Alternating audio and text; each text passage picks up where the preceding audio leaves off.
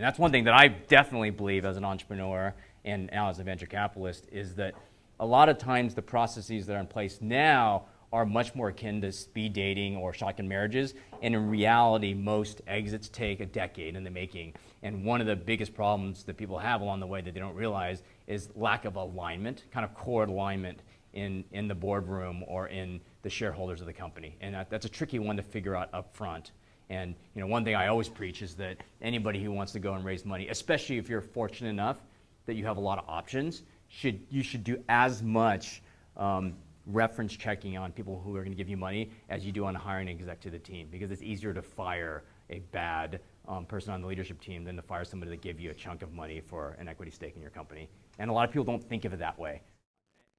And that's sort of different from the seed round to the A round and on, but still, it's the relationships that you get put in place there from the early days.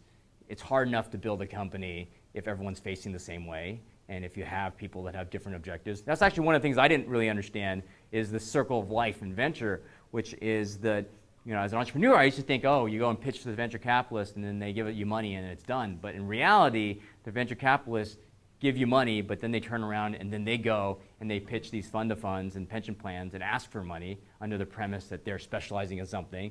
And then those pension plans get money from fund of funds, and oftentimes the pension plans of the parents of the kids that were starting companies, and it's this full circle of life. Everyone's asking for another chain of the stool around the circle, and it's pretty interesting. But so a lot of times the lack of alignment is also structural between an investor and the entrepreneur.